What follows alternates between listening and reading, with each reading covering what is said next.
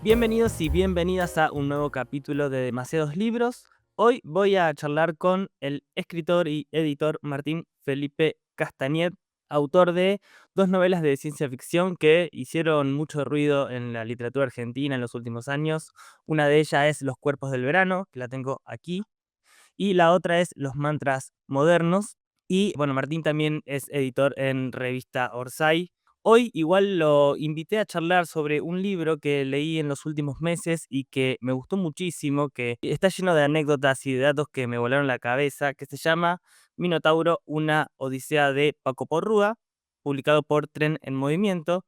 Así que le vamos a hacer algunas preguntas a Martín sobre estos libros. Martín, ¿cómo estás? Gracias por acercarte a este espacio.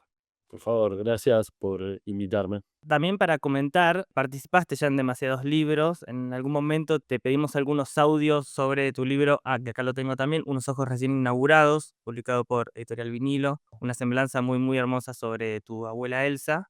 Y hoy quería que me cuentes un poco sobre este libro. Diría que es un libro muy, muy especial, imagino, para toda aquella camada de lectores fanáticos de esta editorial de ciencia ficción que nació en Argentina, pero que tuvo un impacto en la cultura hispanohablante muy grande, que es Minotauro. Este es un trabajo que nace de un trabajo doctoral tuyo, o sea, es una tesis doctoral tuya. Así que quiero, en realidad, empezar a preguntarte cómo nace esa pasión que después termina en una tesis doctoral sobre una editorial. Bueno, la pasión por Minotauro nace en el lugar más obvio, que es la biblioteca paterna. Creo que es algo que nunca hay que subestimar, los libros que una persona tiene en su casa cuando crece. Incluyo ahí la casa del papá, de la mamá, pero también de los abuelos, de los tíos. Hay algo en los libros que uno puede tocar, ¿no? A los que puede acceder. Por eso también defiendo mucho las bibliotecas públicas. De hecho, ya que estamos mencionando el tema del libro de Minotauro, es una excelente oportunidad para recomendar una biblioteca popular con la que colaboro, la Biblioteca Popular Ansible, en la ciudad de Buenos Aires, que está dedicada específicamente a la ciencia ficción, el fantástico, el terror, ¿no? Y todos los géneros especulativos. Tener acceso a la materialidad de los libros es importante. Uno no puede saber si al hijo de uno le va a picar el bichito de los libros o no, pero uno puede hacer algo para intentar de que eso suceda por medio de la propia práctica y también de que estén al alcance de su mano. Bueno, y en mi caso, papá tenía varios minotauros, tenía un gusto muy compartido por mi mamá. A mi mamá siempre le gustó Bradbury, así que había muchos de Ray Bradbury. También había algún Ballard, algún Lovecraft, El Señor de las Moscas de William Golding. Y bueno, cuando empecé a descubrir autores nuevos en mi escuela, donde vimos Fahrenheit 451 con un excelente profesor mío, Enrique Loné, en un momento, bueno, dije, tanto me gustó este libro, vamos a ver qué dicen los otros de este mismo autor. Y ahí me di cuenta que había algo que yo ya conocía de una manera clara, que son las colecciones, las editoriales. Yo las conocía por ejemplo, la colección de terror de R.L. Stein, Escalofríos, o Elige tu propia aventura. Sobre todo ese tipo de libros donde hay muchos autores, pero uno entiende que hay una serie, que hay una continuidad entre los libros del catálogo. Yo ahí descubrí que existía esta casa editorial que tenía este nombre Minotauro. Y no sabía nada de la editorial. Era sobre todo una impresión gráfica en mi retina. Lo digo porque esto es incluso antes de leerlos, ¿no? Ahí había algo en el colorido de las tapas de este diseño de los 70 que se considera que el responsable fue Rómulo Machó, uno de los grandes pintores argentinos. Pero la cuestión es que en ese diseño se mezclaba, por un lado, el color, ¿no? De esos fondos, y luego la ilustración, ¿no? Que estaba en el centro del libro, una ilustración muchas veces ominosa, nunca del todo figurativa. Con esto quiero decir que si el libro se llamaba, no sé, inventemos algo inexistente, el androide asesino, nunca había un androide asesino en la tapa ¿no? De una manera muy directa. Que eso rompía un poco, ¿no? Con las publicaciones más típicas del género, de la tradición del género. Sí, sí, porque las portadas, hasta la aparición de Minotauro en el 1955, estaban muy ligadas a el entorno de las publicaciones pulp, y ese tipo de portada eran vistosas, pero del lado de el sensacionalismo. Mujeres con poca ropa, monstruos espaciales, cohetes, imaginería, ¿no? Ligada al espacio. Y esto era otra cosa, era un tipo de arte no necesariamente abstracto, no necesariamente surrealista, pero en un cruce muy interesante. Yo llegué a los libros de Minotauro por ahí. Cuando empecé a leer esos autores, entendí que esa estética también se daba dentro, ¿no? del libro mismo. Vamos a meternos un poco en la figura de Paco Porrúa, que es el eje del libro, porque es quien a vos te permite contar de qué se trata Minotauro, de qué se trató, porque fue el cerebro, fue su traductor principal, fue su gran editor, fue quien lo sostuvo incluso comercialmente, casi hasta el final de su vida. Después hubo ventas, hubo cambios de manos, pero digamos, fue el cerebro hasta el final. Sé que es una pregunta amplia, pero vos dispará para cualquier lado y yo después te voy repreguntando. Contame a grandes rasgos quién fue Paco Porrúa y por qué fue importante a la hora de pensar en la figura del editor y esta idea muy linda que aparece en el libro, que es la idea un poco del editor anónimo, de ese editor que está casi invisible y donde el catálogo se impone sobre su figura y habla por él. Bueno, para empezar tengo que decir que mi práctica conspira contra la del editor anónimo. Si considero que la práctica del editor anónimo es algo hermoso, entonces yo estoy conspirando contra la belleza. Al revés, o sea, yo valoro la propuesta de Porrúa y de tantos otros como él, de ser invisible y de que solo se ve el catálogo. Y lo puedo considerar bello desde un punto de vista de la modestia, de poner la literatura por delante frente al ego. Por supuesto que concuerdo al 1000%. Pero aún así, me parece importante entender quién está detrás. ¿Quién está detrás de los libros? ¿Quién le puso el cuerpo a esos cuerpos?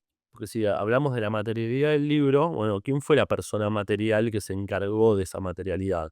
Hay una frase que José Luis de Diego, que fue mi director de tesis, por otra parte, usa en uno de sus libros, que salió hace poco por Ampersand, que dice así: los autores no escriben libros. Y es así porque los autores no escriben libros, los autores escriben manuscritos. Los libros los hacen, no los escriben, los fabrican los editores, ¿no? Y todo ese mundo, ese ecosistema del libro que rodea a una editorial. Entonces, ahí la figura de Porrúa es una figura, para empezar, extraordinaria. Y esto lo digo porque Porrúa ya es un apellido ineludible en la historia de la literatura en español, incluso si no hubiera hecho nada en Minotauro. Y Minotauro era su corazón, Minotauro era su proyecto personal. Mientras trabajaba en Sudamericana, mientras él publicaba Rayuela de Cortázar, publicaba Cien años de soledad de García Márquez, ¿no? Mientras reeditaba muchísimos libros en Argentina, como Memorias de Adriano o El Cuarteto de Alejandría, mientras después publicaba en España todos libros que no habían podido salir durante el franquismo. Estamos hablando de un apellido que ya son palabras mayores, pero que cuando uno estudia lo que pasó con Minotauro, incluso se magnifica todavía más. Porque ahí uno entiende que Porrúa hacía esto prácticamente solo. Sí, se rodeaba de buenos colaboradores, colaboradores que son legendarios por derecho propio, como Marcelo Cohen, maravilloso escritor argentino, pero esos colaboradores no eran constantes, ¿no? Eran esos colaboradores, pero el peso de todo el proyecto Minotauro durante prácticamente 50 años cayó en el propio Porrúa de una manera absoluta. Que implicó, está bueno decirlo, implicó desde la lectura y selección de títulos, a la traducción, a la gestión comercial. A grandes rasgos, cuando decís todo el peso del proyecto cae sobre él, está bueno contar qué implicaba. Sí, de todo eso, lo principal es la lectura de originales, eso puede llevar a malentendido, ¿no? De libros que ya habían salido en inglés o en francés, sobre todo literatura anglosajona, norteamericana e inglesa, y en muchos casos, sobre todo al comienzo de la editorial, de su traducción. La parte de comercial a él no le gustaba, porque precisamente, ¿no? Él sabía que los libros tenían que venderse, pero lo que a él le gustaba era otra cosa. Entonces, eso es lo que va a llevar un par de años después de la fundación de Minotauro a asociarse con la editorial sudamericana, que hoy es parte de Penguin Random House desde el 98, pero que en ese momento era propiedad de una familia catalana, ¿no? Un editor catalán, Antonio López Jausás, que se había venido a Argentina después de la Guerra Civil y que era un titán de la edición en Argentina. Sudamericana era una empresa grande en una época en la que salían una cantidad de libros que hoy parece utópico. Entonces, Porrúa, en lo que se refiere a esa parte comercial, ahí sí aceptó ayuda. Ahí sí aceptó a encontrar socios para poder hacer en soledad todo lo demás. El acuerdo de Porrúa es precisamente para poder dedicarse como proyecto secundario, ¿no? Porque su trabajo principal era en Sudamericana. Lo quiero decir porque ese aspecto es muy, muy interesante. Nosotros estamos pensando en la figura de editores, ¿no? De otros editores legendarios. Los evaluamos por lo que hicieron en sus editoriales, que era su trabajo principal. No sé, Carlos Barral. Entonces pensamos en Seix Barral, ¿no? Era su editorial, publicaba ahí, y en este caso no. Y al mismo tiempo tenía este proyecto tan lleno de vida, ¿no? En el que sacó más o menos 300 libros en estos casi 50 años en el que estuvo al frente de Minotauro.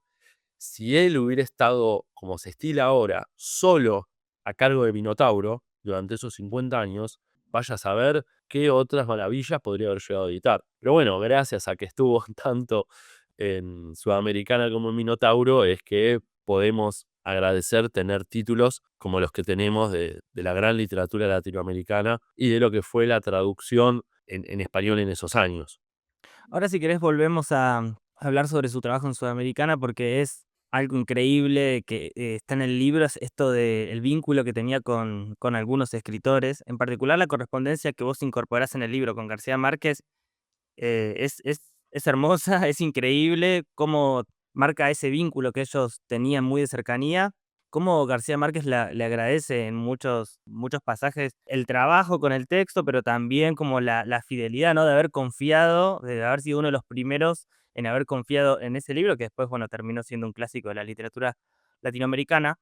A mí me gustaría preguntarte, ¿cuáles eran los libros que elegía? ¿Cuál era el criterio que tenía Paco Porrúa para publicar los libros en Minotauro? Vos decís en un momento que él tenía una concepción no dogmática del género. Así que ahí te pido como un breve repaso sobre qué significaba en esa época la ciencia ficción o qué entendíamos como ciencia ficción. Y si querés, qué impacto tiene él, qué es lo que rompe el catálogo de Minotauro, qué es esa otra cosa que empieza a construir. Bien, hay que entender una cosa esencial, que es que los géneros son entendidos diferente en diversas partes del mundo.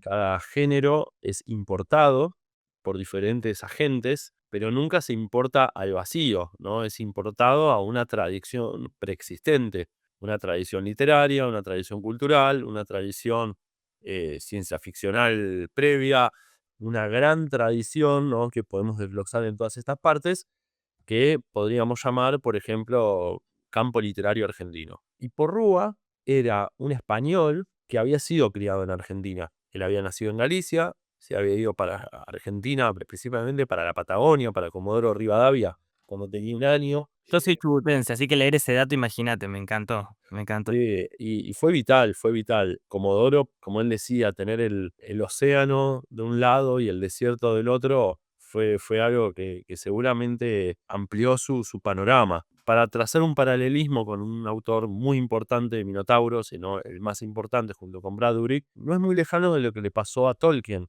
porque Tolkien nace en Sudáfrica y está muy poquito tiempo allá, porque ya de muy chiquito lo llevan a vivir a Inglaterra. No sé si los recuerdos, ¿no? Pero lo que reconstruyen los biógrafos, hay algo, ¿no? de Sudáfrica que quedó detalles muy difusos. Entonces hay algo en ese migrante, ¿no? En ese sujeto migrante que acá se mezclan, ¿no? Como autor y como editor. Entonces, ¿por qué digo todo esto? Porque en Argentina hay una tradición del género que se fue constituyendo muy diferente que en el resto del mundo. En Estados Unidos, que es el lugar principal de donde él traducía, y en España, que es el lugar, ¿no? donde nació y donde terminó su vida, precisamente tienen visiones de los géneros que son muy diferentes acá. Para empezar, allá son lo que se dice géneros populares. Acá también son géneros populares, pero allá son géneros populares porque son masivos. Y acá no funciona de la misma manera. ¿Por qué? Porque no es que está la literatura prestigiosa, que no es masiva, pero sí están los géneros populares que son masivos. Nosotros vivimos en un país donde el mayor autor, que es claramente Borges, escribía literatura de género.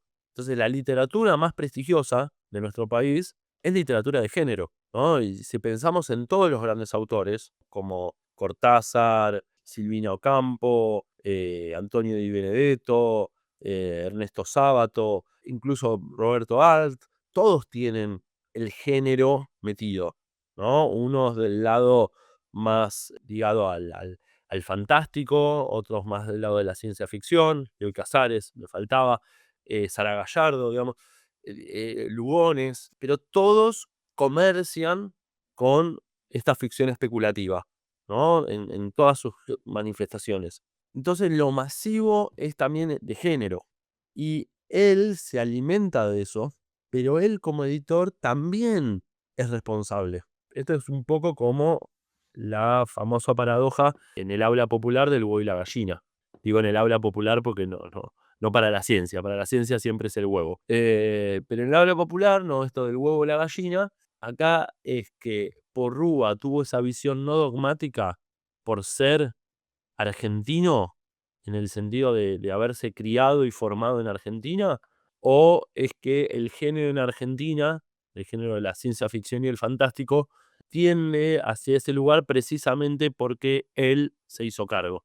Es difícil precisarlo. Yo le doy mucho hincapié a que se haya criado como se crió, su vida argentina, él se consideraba argentino, que es significativo el hecho de partir de una tradición, ¿no? Donde los géneros populares son también géneros prestigiosos, intelectuales, y eso lo podemos ver en cuáles eran sus lecturas, cuáles eran los mecanismos mediante los cuales él intentó legitimar a Minotauro. Entonces, por ejemplo, el primer libro sale con una tapa prácticamente abstracta frente a una tapa que podría haber metido fácilmente un cohete espacial, ¿no? Pues estamos hablando de crónicas marcianas, y además de esa tapa no figurativa, incluye un prólogo de Jorge Luis Borges. Yo me siento tentado a decir, no, él lo hace precisamente porque sabe cuál es la tradición argentina. Y esta tradición argentina, yo sé que la reconoce precisamente por a quién considera él como autoridad, ¿no? Él considera como autoridad a Borges. Bien, la estrategia de Borges, esta de escribir policial o escribir fantástico, pero de tal manera, ¿no? En que esté atravesado, ¿no? Por una recreación, me sale una renovación absoluta de lo que es el género cuento, a mí me parece muy significativo.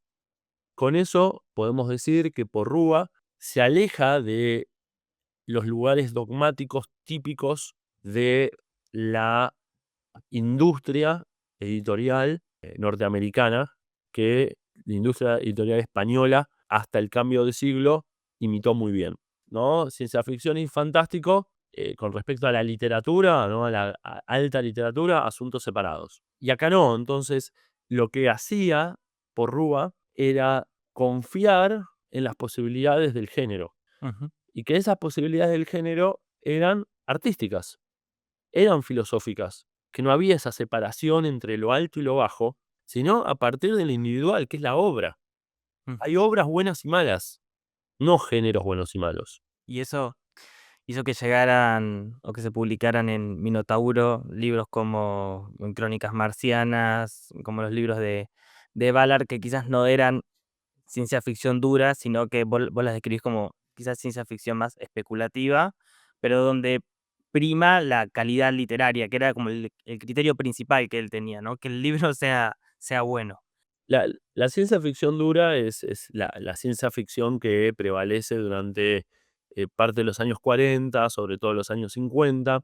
Es una ciencia ficción ligada a el conocimiento científico, a la plausibilidad científica, hasta ahí, ¿no? Porque todo eso es atravesado por la ficción. No estamos hablando de nada riguroso a nivel científico, sino de apariencia, ¿no? Sino Sí. de cienciabilidad.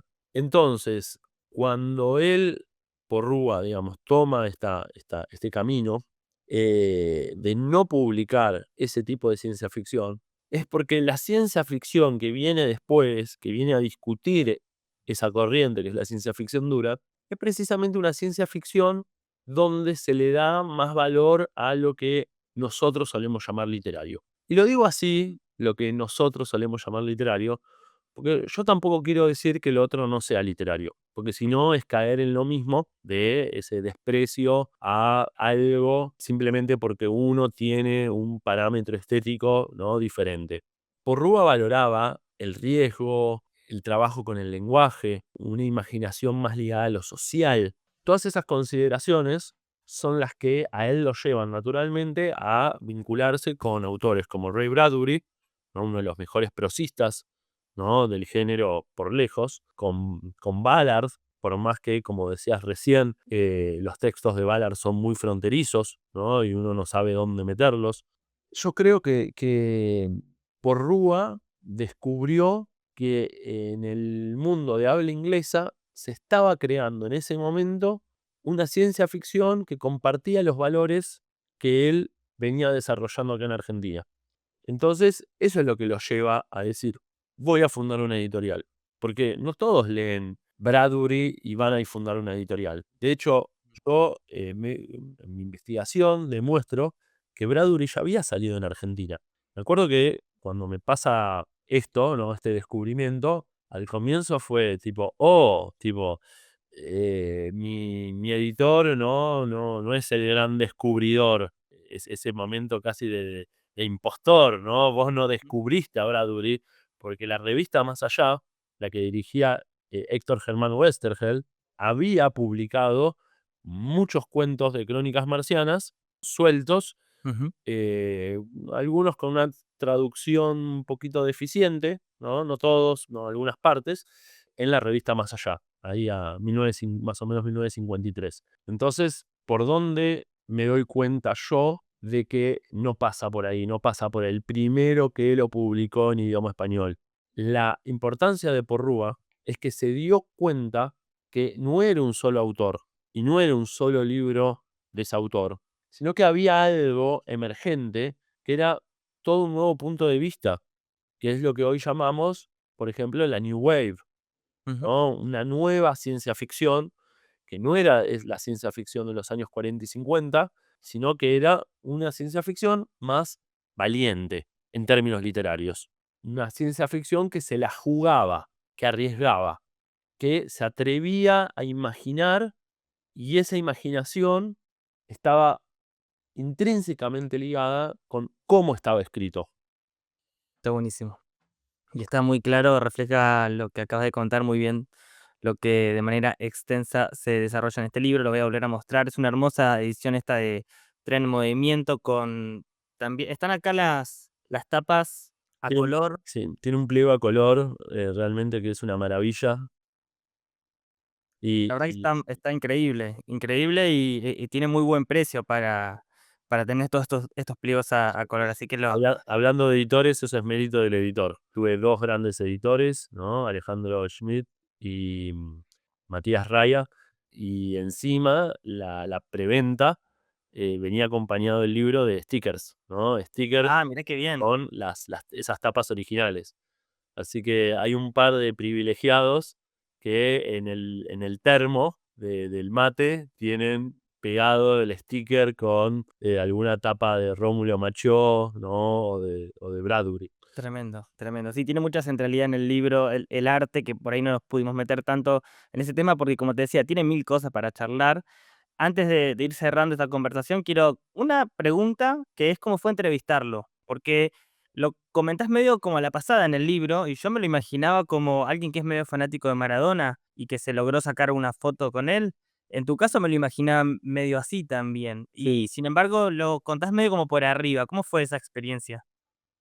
Cuando transformé el libro de tesis a libro, estuve tentado en describir cómo fue mi encuentro en primera persona con Paco. Y al final no lo hice, ¿no? Si bien incluí un poquito más, no lo puse porque, bueno, no, digamos, si bien obviamente siempre es interesante esa cocina, no era parte del libro, yo no estaba en el centro del libro, nunca lo estuve, ¿no? El libro es sobre Minotauro y sobre Porrúa.